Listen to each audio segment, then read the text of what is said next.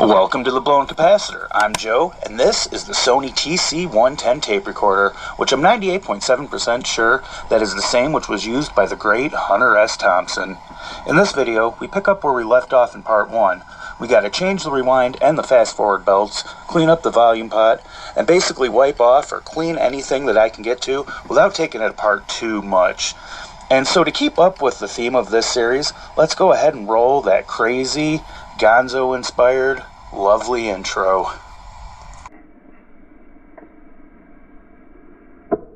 In the meantime, we have suspended his monthly retainer and canceled his credit card. During one 4-day period in Washington, he destroyed 2 cars, cracked a wall in the Hilton, purchased 2 French horns at $1,100 each, and ran through a plate glass door in a Turkish restaurant. Most people are surprised that I walk on 2 legs. And the idea that I would have a wife or a child, or I think I said this, even a mother, that seems to surprise me. I think people think I'm very much maybe a violent version of that comic strip. Yes, a great inspiration to me, Hunter S. Thompson is. So in the first one, we didn't really go into too much depth about this. Didn't really look at any of the functions or anything. Didn't go inside like I normally do. So it has a monitor out, which is basically a line out. You have a line in, which, if you're recording from another source, you can go ahead and record on that. Remote, I'm guessing there was some type of remote that went with this. And then the mic is obviously the microphone input. It has a tone control, it has a volume control. It has a pretty cool eject mechanism, which we went through. But pretty standard from tape cassettes of the era, which I guess there wasn't really many, because this is about the first tape recorder portable that you could get, and it was really cool. One pretty cool thing about this is that it has a built-in electrolytic mic, and that's how I actually was able to do the intro for this.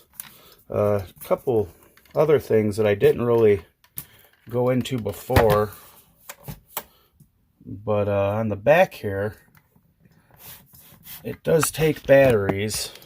Let's see if I can do it. Kind of hard to do with one hand, which hopefully don't seem to be too corroded. Well, yeah, no, they're definitely corroded, but it doesn't seem like any acid has leaked or anything like that. Ooh, we can test this. I don't believe it, but that one's good. Got another one that's good.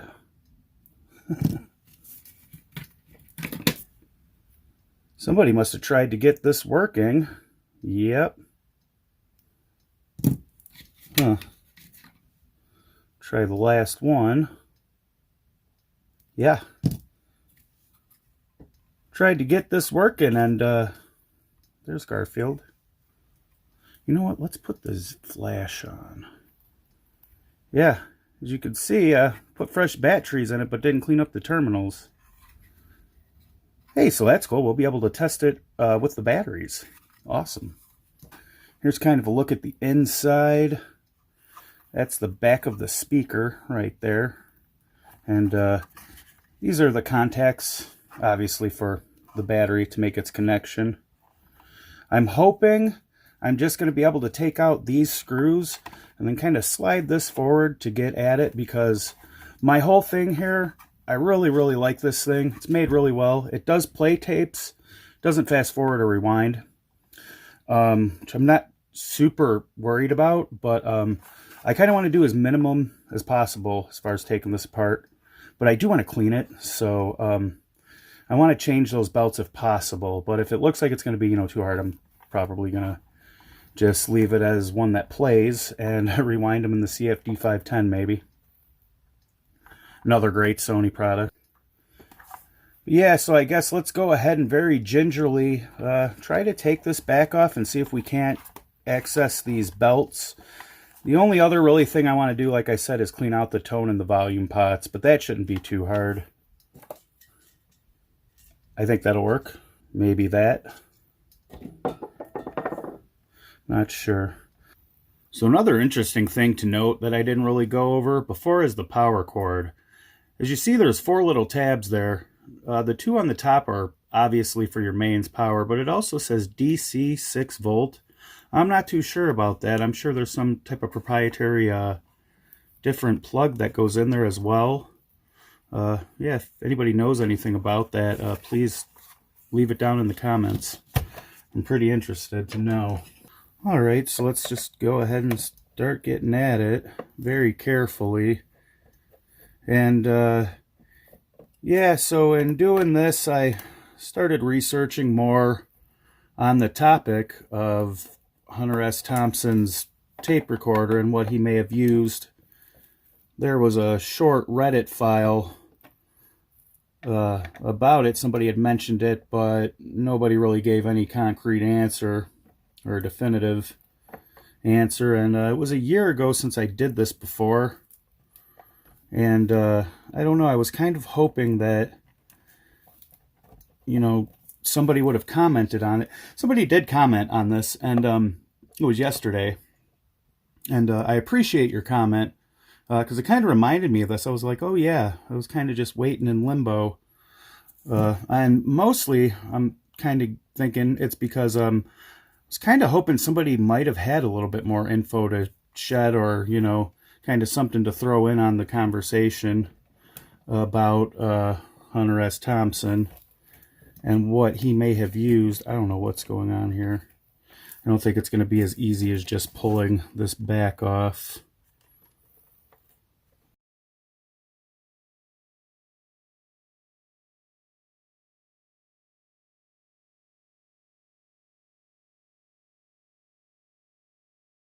Carefuling in progress. Okay, cool. They just don't make them like this anymore. Ooh, it's dirty. Let's get you in there.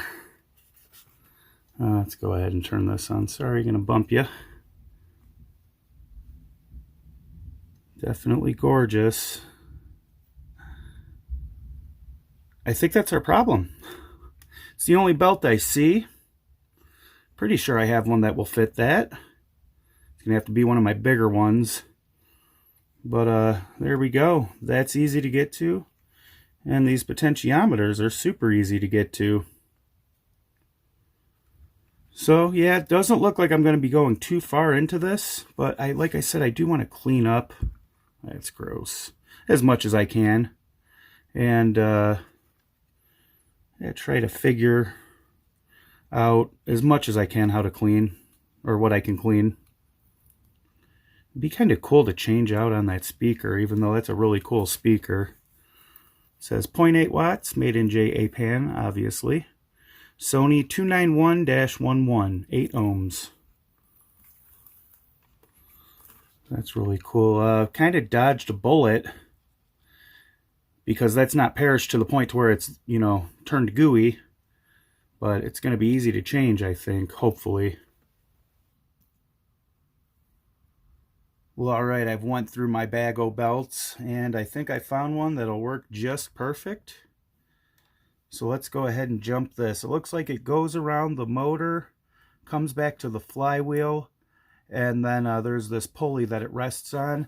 I would imagine the main play function depends on a cog to make it work, kind of like the CFD 510, which is the problem I'm having with that, which I'm going to remedy as soon as I get the part for it, and we'll probably document it and upload it to a video.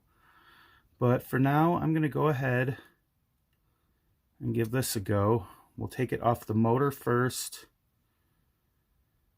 And see, it's got to go through here. So now this right here is going to have to come off. Man, you just don't see this type of work anymore. That's a long screw. It's, man, just quality craftsmanship, serviceability in mind. And you don't see this anymore. Looks like, so yeah, there's 2 more screws holding this on. Get you in here so you can see what I'm doing. Oop, damn it, bumped the camera, sorry. So you got the one there, and then looks like there's 2 more screws right down there. So I'm going to go ahead and I hope I got enough room to get these.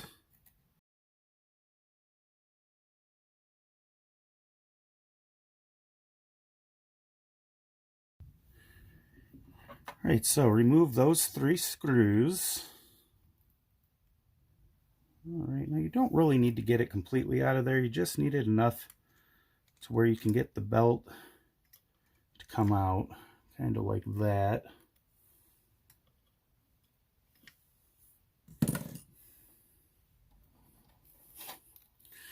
We'll try to compare the 2 belts.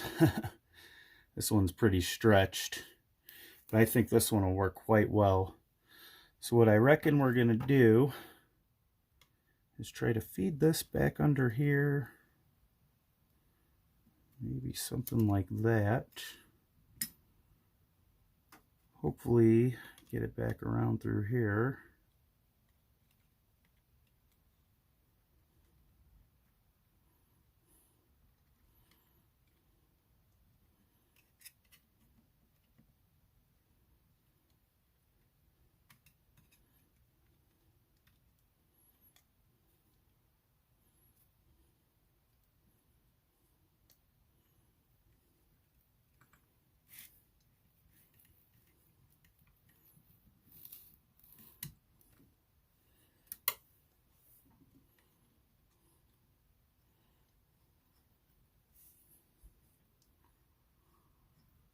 Okay, upon further inspection, it looks like it's going to be kind of hard to clean those pots.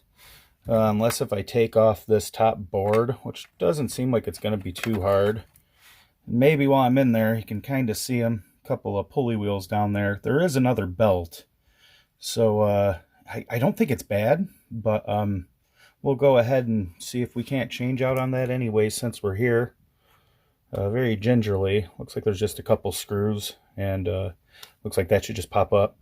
But yeah, I don't know. Definitely have to be very careful because, like I said, I don't want to mess this thing up. Honestly, I think the belts, other than this one, are okay. But since we're here, just good thing to check.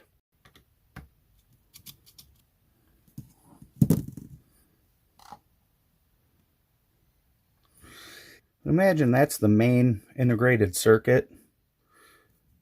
Because I think it is an IC based design. I'm not really sure. I don't remember. Okay, so this thing's being held on every which way.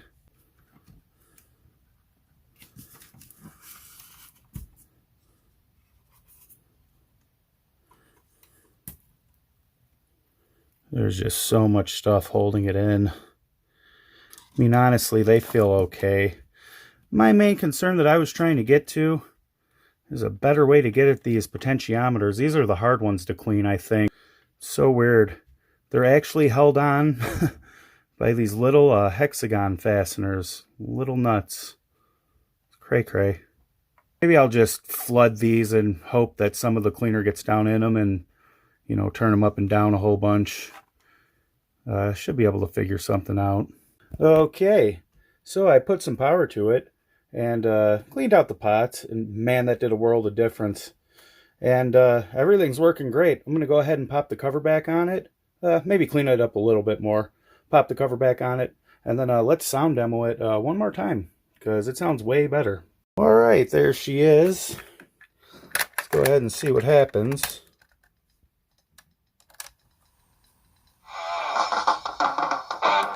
Cool.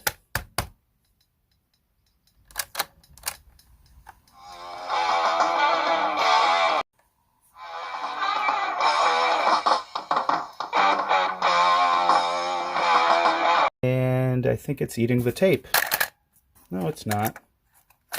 Got close though. Yeah, so it's definitely that cog wheel. Okay, so this is very hard to see, but right in there, if it would focus, there's a belt in there that I went ahead and changed. It was really loose. But what I think I need to do is there's a little cog at the bottom of that pulley. You see there's an upper band and then there's the bottom cog. I think if I kind of get in there and rough that up a little bit, that should help. I'm wondering if I should clean off that flywheel there too as well. The point here is to kind of get as much friction between those two as you can, so we'll see if that'll do any better. Alright, so I went ahead, and I don't know how well you'll be able to see it, but this little cog right in the center of the screen, there's a belt on top and the cog on the bottom. I took some sandpaper and roughed that up as much as I could, and then I went and cleaned off the flywheel as much as possible. And let's see what that does. If it doesn't do anything, I guess I can take that little rubber wheel off of that cog. And I've heard that you can boil them in water and they kind of come back to life. If not, I might go ahead and order some of that rubber restorer spray and try it on there. I don't know, I hope this works, but that I guess would be the last ditch effort of it. But let's go ahead and pop this back together and hope that this actually did it this time.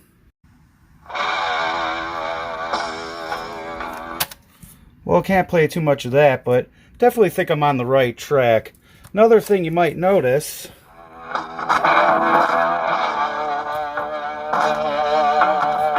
still a little bit of crackle in there, but definitely cleaned the pots up a lot better. Rewind is working. Let's try fast forward. So we got rewind and fast forward working, but we definitely got to figure out that cog. Now this is 2 cassette players that I've had, and it seems like there's kind of a trend that's coming up in those cog wheels.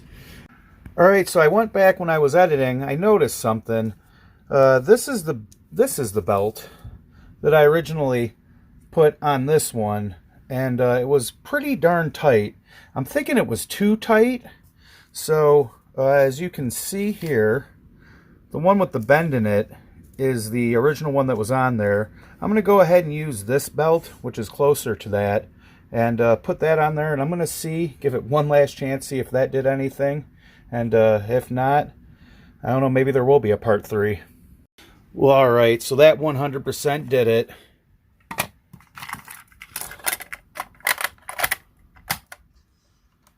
The belt was too tight.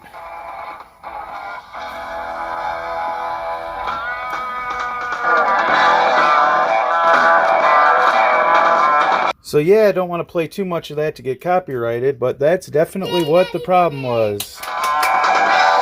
Yay! I did it. Thank you. Okay. Rewind works. Yay. Wait a minute. Hello, my name is Joe. This is how we used to record things back in the day, in the 90s and in the 80s when I was a little kid. And it was fun, and we would do it all the time. And sometimes we would say bad words, and then Uncle Don would find it later and then yell at us all. And then everyone blamed it on me, even though it wasn't me, Jason. Without taking it apart too much. And so there you go. Let's open it back up. Fast forward works. Nice. Thank you. That was my band. Alright, so as promised, I kind of went and cleaned that up. Not too well, but I want to get my Dremel so I'll be able to get down in there a little bit better. I think that should be good enough to let them angry pixies flow. Well, alright, something about like that.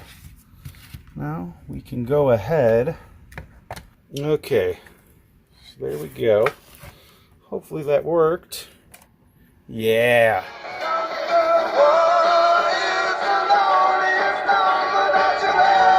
Nice. So alright, there we go. Completely portable, battery powered. Fast forward, rewind, everything works. We are rewinding. We are fast forwarding. We are playing. And so there we go. Yeah, I thank you very much for watching. Have a good one. I don't see how you could possibly make a true film. Just because by bringing all this machinery in, you create a situation that's unnatural anyway. It's not you, it's I think one of the problems with film. I don't understand film that well. That's one of the reasons I want to learn about film.